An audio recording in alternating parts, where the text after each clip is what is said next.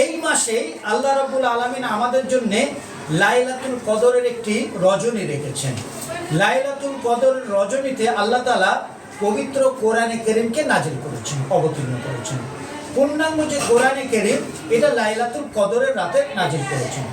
সেটি আমাদের রমজান মাসের শেষ দশক, অর্থাৎ 19-এর দিন গিয়ে ওই রাত থেকে আমাদের লাইলাতুল কদরের দশক শুরু হয়। 19-এর রাত, 21-এর রাত, 23-এর রাত, এই সমস্ত রাতগুলো হলো লাইলাতুল কদরের রাত। অর্থাৎ আমরা যদি এই রমজান মাসটাকে ঠিকভাবে পালন করতে পারি, তা লাইলাতুল কদর আমাদের অবশ্যই নসিব হবে। আর লাইলাতুল কদর আমাদের নসিব হওয়া মানে কি? 1000 বছর ইবাদত বন্দেগী করলে যে সওয়াবটা পাওয়া যাবে, তার সমতুল্য সওয়াব আল্লাহ তাআলা দান করবে। 1000 বছর ইবাদত বন্দেগী করলে যে সওয়াব হবে, লাইলাতুল কদরের রাতকে যদি আমরা ইবাদত বন্দেগী করি, সেই ততটুকু সওয়াব আল্লাহ তাআলা লিপিবদ্ধ করে দেবেন। কতদিনে? 1000 বছর। তো এটা আল্লাহ রাব্বুল আলামিন কোরআনে কারীমে সূরা আল কদর নামক একটা সূরা নাজিল করেছেন, যে সূরার মধ্যে আল্লাহ সুবহানাহু ওয়া তাআলা লাইলাতুল কদরের রাতকে বলেছেন। তো এটাও আমাদের জন্য আসছে। আমরা সেই জন্য সত্যিকারেরই খুবই সৌভাগ্যবান যে আল্লাহ আমাদের কাছে এই রাতগুলো দিয়েছে। আরেকদিকে যেটা বলা হয়েছে যে রমজান মাস হলো একজন মুমিনের জন্য, একজন ঈমানদারের জন্য হলো তার আর 11 মাসের রসদকে সে সংগ্রহ করে নেবে।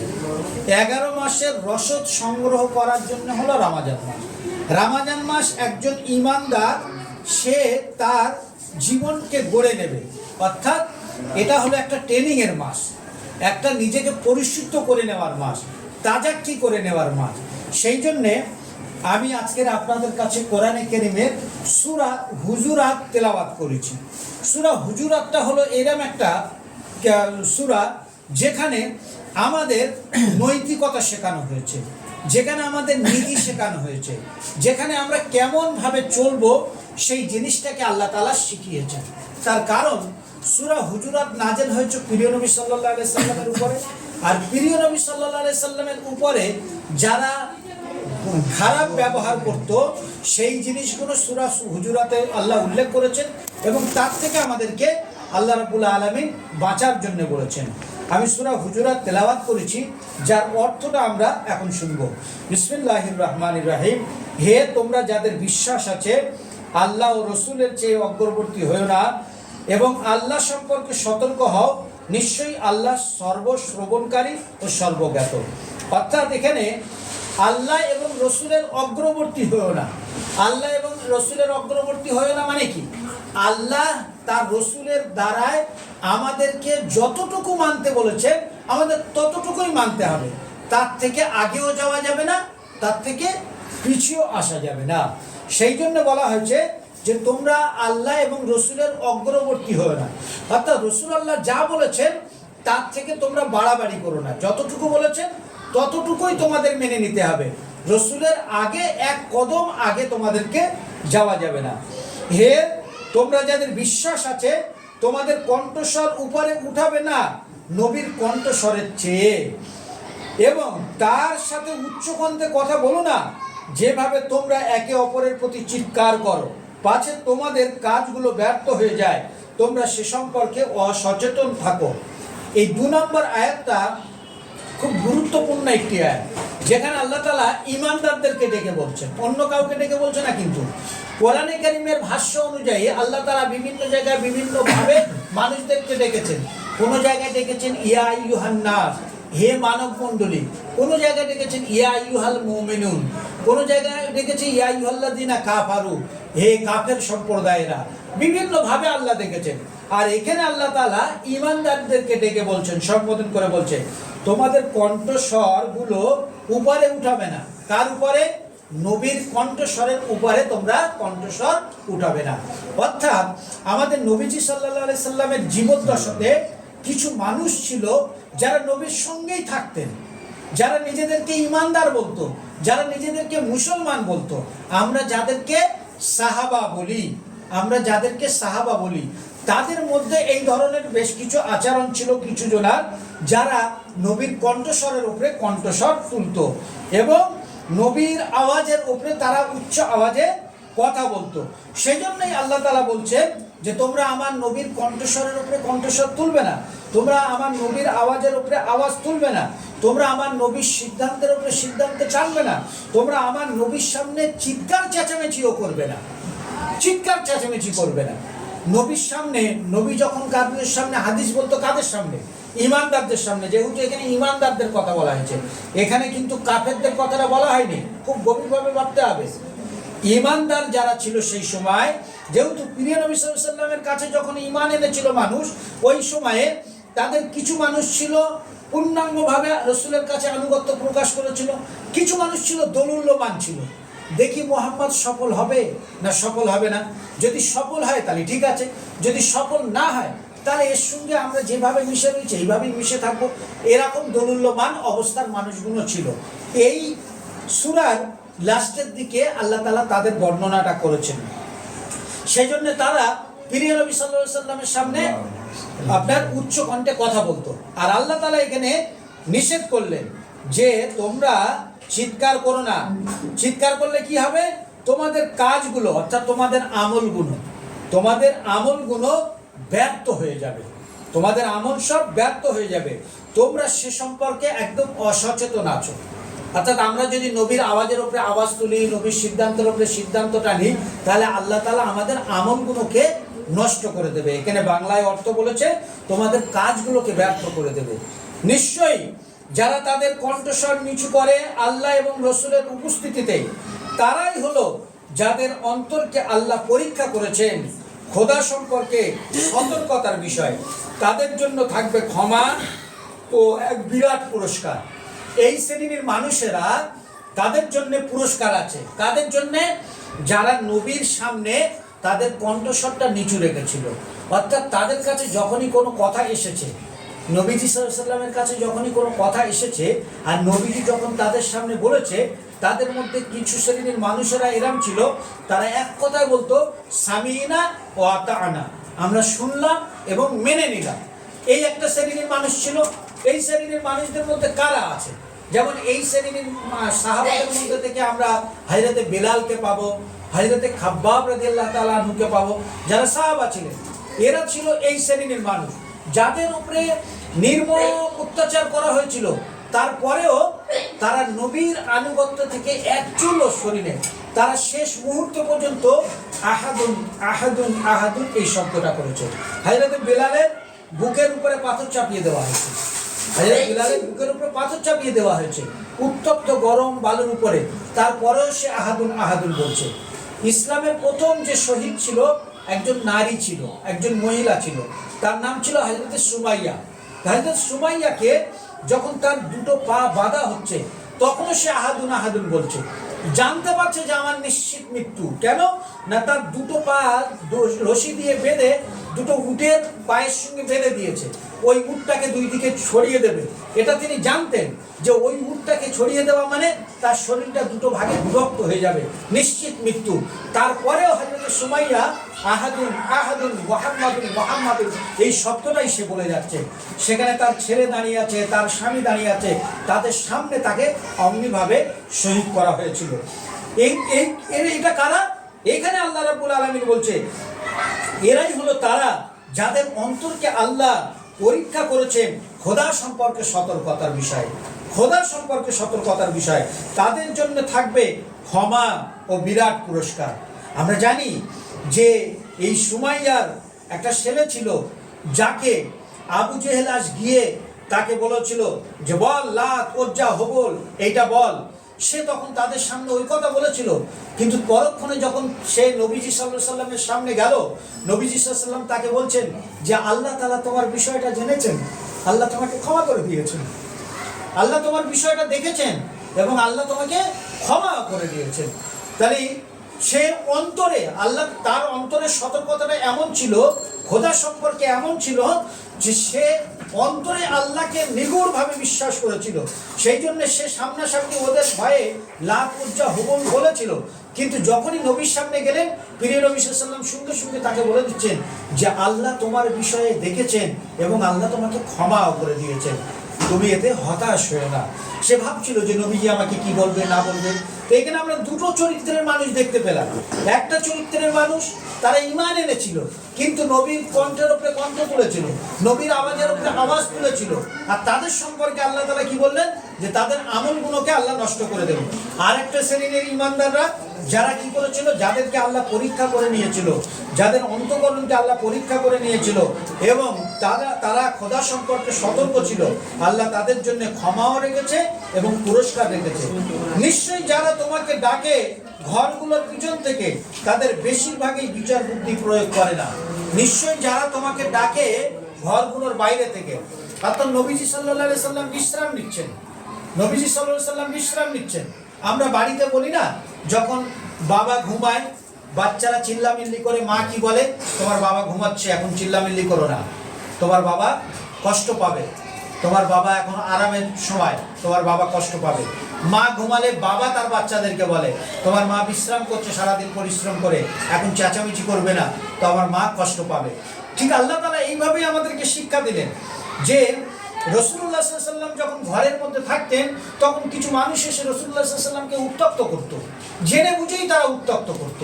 রাসূল যাতে বিশ্রামটা না পায়, রাসূল যাতে একটু আরাম না পায়, সেজন্য তারা এই জিনিসগুলো করত।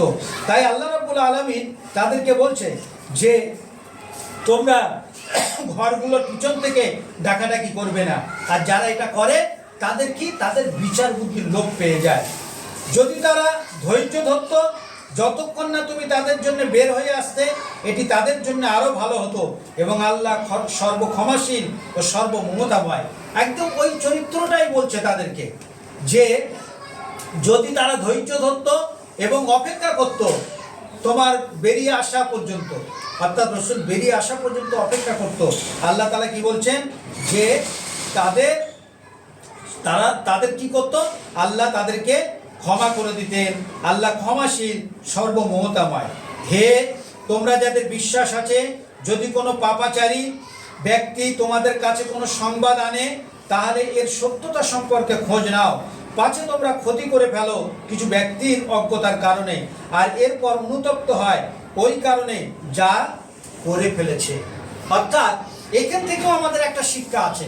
আমাদের কাছে কেউ একটা কোনো খবর নিয়ে আসলো যে অমুক জনা এই কাজটা করেছে, অমুক জনা এইটা বলছে, অমুক জনা এই করেছে, এই খবরটা এলে তখন আল্লাহ তাআলা কি বলছেন, যে ওই খবরটা তুমি মোমেনদের দিয়ে যাচাই করো, সেটাকে সঠিকভাবে খোঁজ খবর নাও, তার সত্যতা সম্পর্কে খোঁজ খবর নাও।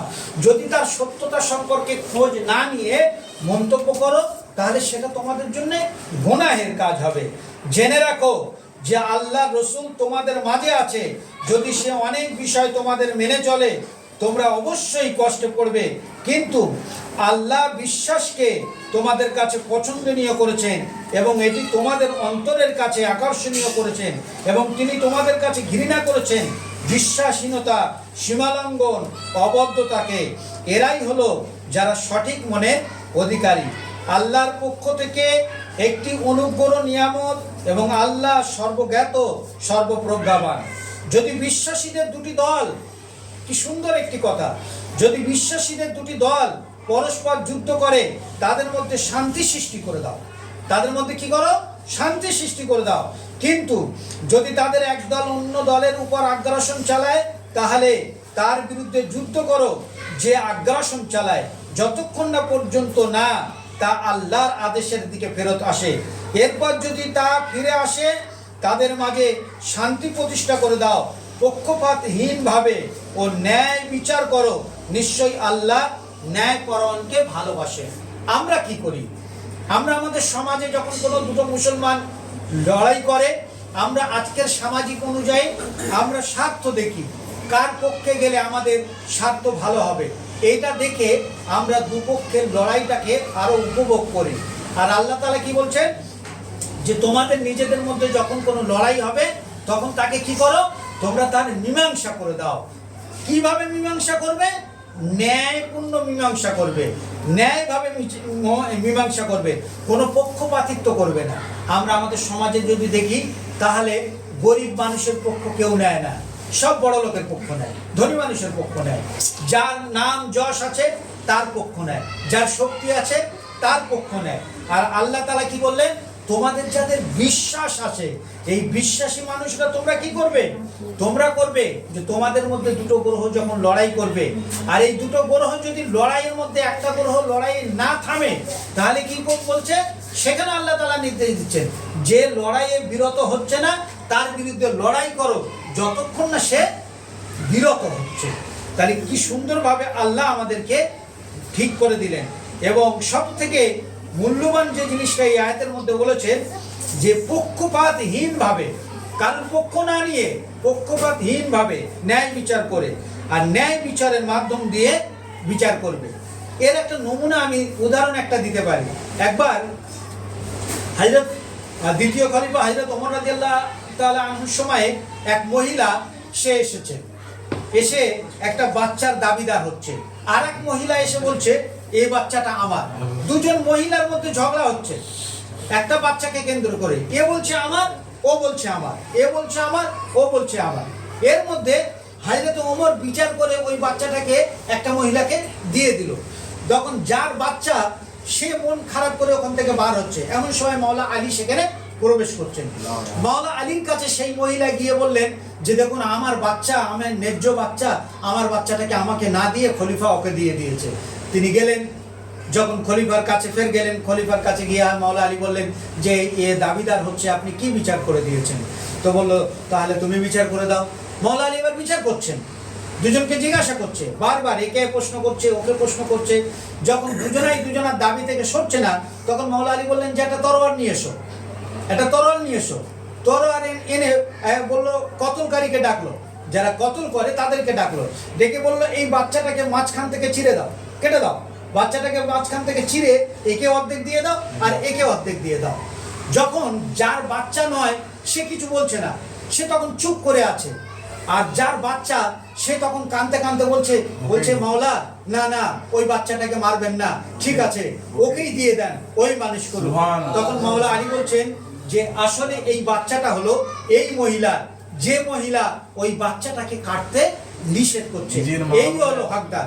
তা মাওলা আলী এই জায়গাটায় এই যে ন্যায় বিচার, পক্ষপাতহীন না হয়ে ন্যায় বিচার কখন হবে? যখন আমাদের বিচক্ষণতা থাকবে। আর বিচক্ষণতা কখন থাকবে? যখন আমরা কোরআনের নিরিখে বিচার করব। যদি কোরআনের নিরিখে বিচার করি তাহলে কিন্তু আমরা অন্যায় বিচার করতে পারবো না। কোরআন বলেছে পক্ষপাতহীন হিসেবে ন্যায় বিচার করো। তাহলে কোরআনের এই কথাটা আমার কাছে যদি একজন গরিব মানুষ এসে দাবিদার হয়, সে তার সম্পত্তির জন্য হোক, যে কারণবশত হোক, যদি কোরআনের নিরিখে যদি আমার বুদ্ধিমত্তা থাকে তাহলে আমি সেখানে ন্যায় বিচার করব। আর কোরআনের নিরিখটা যদি আমার কাছে ক্লিয়ার না থাকে তাহলে আমি পক্ষপাতহীন হিসেবে আমি ওই যে কোনো একজনের পক্ষ নেব, যে ধনী মানুষ আছে তার পক্ষ নেব, যার শক্তি আছে তার পক্ষ নেব। তো এই জায়গাটা আল্লাহ রাব্বুল আলামিন আমাদেরকে শিক্ষা দিচ্ছেন। নিশ্চয়ই বিশ্বাসীরা একে অপরের ভাই, অতএব ভাইদের মধ্যে শান্তি প্রতিষ্ঠা করো এবং আল্লাহ সম্পর্কে সতর্ক হও যেন তোমরা দয়া লাভ করো। তাহলে আল্লাহ সুবহানাহু তাআলা এই আয়াতের মাধ্যম দিয়ে কি শেখালেন? যে নিশ্চয়ই বিশ্বাসীরা, যারা কালমা পড়েছে মানে তারা তো বিশ্বাসী। আমরা যদি আমাদের সমাজে দেখি তাহলে আমরা দেখবো যে আমাদের সমাজে শিয়া সুন্নি একটা দ্বন্দ্ব আছে, বেরেলি দেওবন্দি একটা দ্বন্দ্ব আছে, ফুরফুরা তবলিগ একটা দ্বন্দ্ব আছে। সবাই মুসলমান, কিন্তু সবাই ইমানদার, সবাই নামাজি, সবাই কালমা পড়ে, কিন্তু এমন দ্বন্দ্ব আছে যে দুজনের সঙ্গে কারোর মিল হচ্ছে না। আর কোরআনের নিরিখে যদি আমরা যাই তাহলে এখানে আল্লাহ তাআলা আমাদের কি বলে দিয়েছেন? নিশ্চয়ই বিশ্বাসীরা একে অপরের ভাই, অতএব ভাইয়ের মধ্যে শান্তি স্থাপন করো এবং আল্লাহ সম্পর্কে সতর্ক হও যেন তোমরা দয়া লাভ করো। বলেই আল্লাহ রাব্বুল আলামিন ফের কি বলছেন? হে তোমরা যাদের বিশ্বাস আছে, কোনো একদল মানুষ যেন অন্য দল মানুষকে বিদ্রুপ না করে, কোনো একদল মানুষ যেন অন্য দলকে বিদ্রুপ না করে। আমরা আমাদের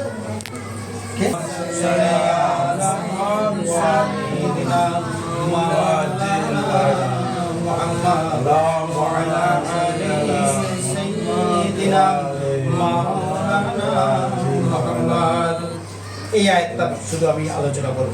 হে তোমরা যাদের বিশ্বাস আছে, কোনো একদল মানুষ যেন অন্য দল মানুষকে বিদ্রুপ না করে। খুব ভাইটাল জিনিস, যেটা আমাদের মানে নিজেদের জীবনের সঙ্গে অঙ্গাঙ্গিভাবে জড়িত হয়ে রয়েছে। একদল মানুষ যেন অন্য দল মানুষকে বিদ্রুপ না করে।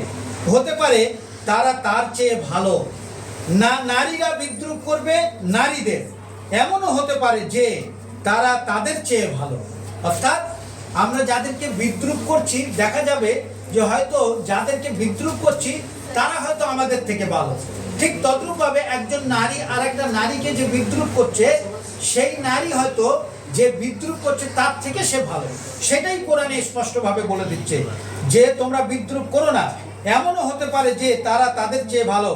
আর একজন অপরের বদনাম করো না, একজন অপরের বদনাম করো না, না অন্যকে অপমান করবে খারাপ খারাপ ডাকনাম দিয়ে। একটি খারাপ নাম হলো ঈমান আনার পর একটি সীমালঙ্ঘন, এবং যে অনুতপ্ত হয় না এমন লোকেরাই হলো জালেম, এমন লোকেরাই হলো জালেম। তাহলে জালেম কারা? এখানে আল্লাহ তাআলা তাদের পরিচয় দিচ্ছে। কি পরিচয় দিচ্ছে? বিদ্রুপ করা। আরবের ওই সমাজে প্রিয় নবী সাল্লাল্লাহু আলাইহি ওয়াসাল্লামকে বিদ্রুপ করত। আরবের ওই সমাজে প্রিয় নবী সাল্লাল্লাহু আলাইহি ওয়াসাল্লামকে বিদ্রুপ করত। আপনি আমাদের এই সমাজের অনেক জায়গায় দেখবেন, যখন আপনি রসুলের খানদানের কথা বলবেন, আলী ফাতেমা হাসান হুসাইনের কথা বলবে, তখন দেখবেন অনেকে বিদ্রুপ করে এই কথা বলে, ওরাই কি শুধু ইসলামের জন্য কাজ করেছে, আর কি কেউ কিছু করেনি? এই যে কথা বলাটা, এটা কিন্তু তাদের প্রতি বিদ্রুপ করা। যাদের প্রতি বলছি, কোরআনে তাদের প্রতি নামাজে দরুদ পড়াটা আমাদের জন্য ওয়াজিব করে দিয়েছে। কোরআনে তাদেরকে আল্লাহ তাআলা তাথির করেছে।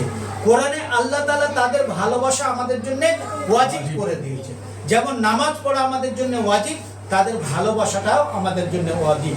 তো এই জন্যে কারণ বিদ্রুপ করতে নেই, আল্লাহ তাআলা বিদ্রুপ করতে নিষেধ করেছেন।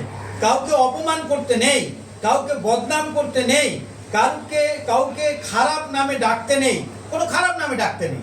খারাপ নামে ডাকা মানেই খুব, আমরা অনেককে অনেক রকমভাবে ডাকি।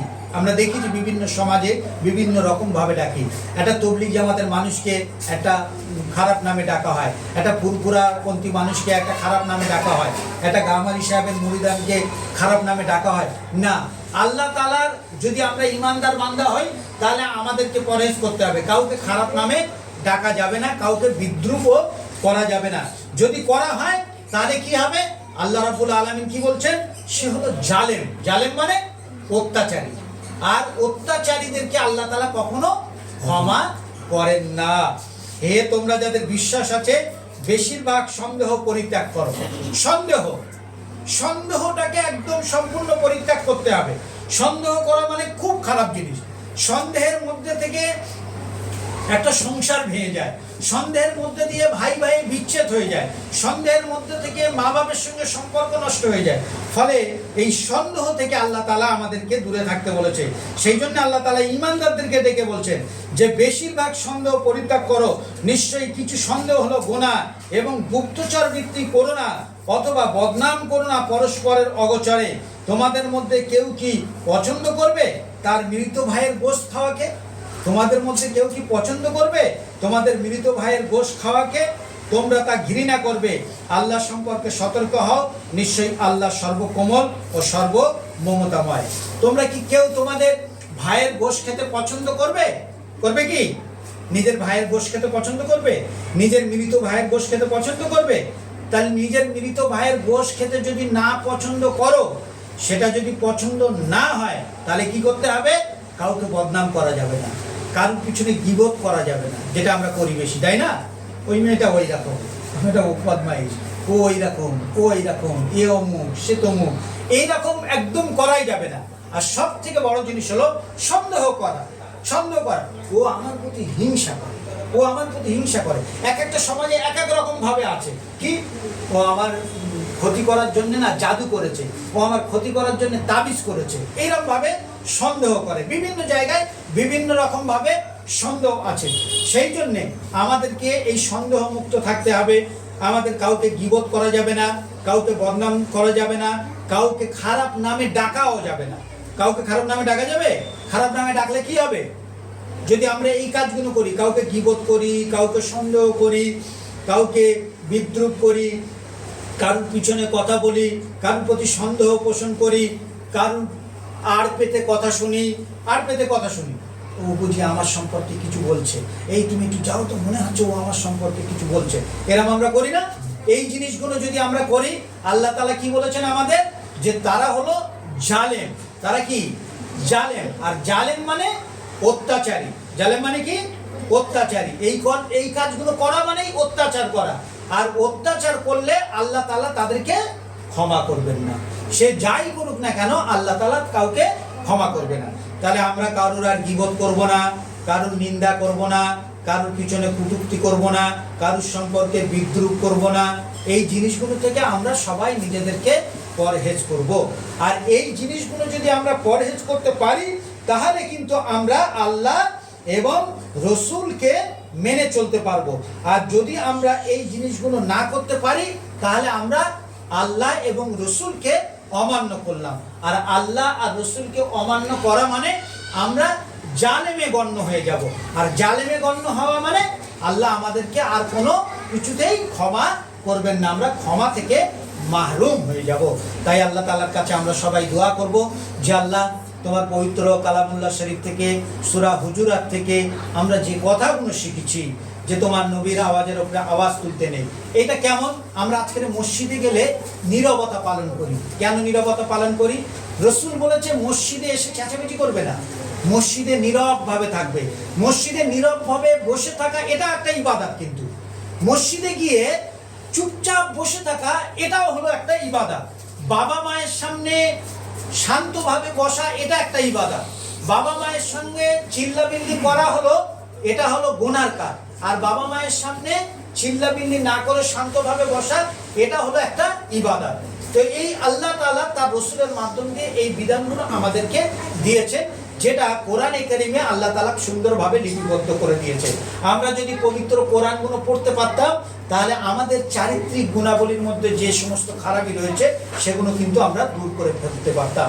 তাই রমজান মাস বলা হয়েছে বেশি করে কোরআন পড়ো, কোরআন বুঝে পড়ো, কোরআন অর্থ সহ পড়ো, কোরআন মাজমা সহ পড়ো। এক জায়গায় বসে কোরআনকে নিয়ে আলোচনা করো, তাহলে বুঝতে পারবে যে তোমাদের মধ্যে কি আছে, সেই জিনিসগুলোকে দূর করে দেওয়া যাবে। আল্লাহ তাআলার কাছে আমরা আজকের যে জিনিসগুলো শিখেছি, যে একজন মুসলমানের ভাই, আমাদের নিজেদের মধ্যে কখনো কারোর সঙ্গে কোনো ঝগড়া বিবাদ হলে আমাদের দায়িত্ব হলো সেটাকে মীমাংসা করে দেওয়া এবং ন্যায়ভাবে মীমাংসা করে দেওয়া। কারোর পক্ষপাতিত্ব না নিয়ে ন্যায়ভাবে মীমাংসা করে দেওয়া। যদি আমরা এটা করতে পারি, তাহলে আল্লাহ তাআলা আমাদেরকে মাফ করবেন, আল্লাহ তাআলা আমাদেরকে নেকি দেবেন। আর যদি এটা না করতে পারি, তাহলে আল্লাহ তাআলা আমাদের আমলগুলোকে নষ্ট করে দেবে, যেটা আমরা নিজেরাই বুঝতে পারবো না। আল্লাহ তাআলার কাছে দোয়া করি যে আল্লাহ, তুমি আমাদের এই পবিত্র মাহে রমজানের মোবারক মাসে আমরা যে ইবাদত বন্দেগী করছি, সেই ইবাদত বন্দেগীগুলোকে তুমি কবুল করে নাও। আল্লাহ, আজকের যে আলোচনায় আমরা যে সমস্ত খারাপ কাজের গুণাবলীর কথা শুনলাম, সেগুলো যেন আমরা আমাদের জীবদ্দশা থেকে, আমাদের জীবন থেকে দূরে সরিয়ে দিয়ে তার বিপরীত অর্থাৎ ভালো দিক যেন গ্রহণ করতে পারি, সেই তৌফিক আল্লাহ তুমি আমাদেরকে সকলকে দান করো। আজান হয়ে যাক।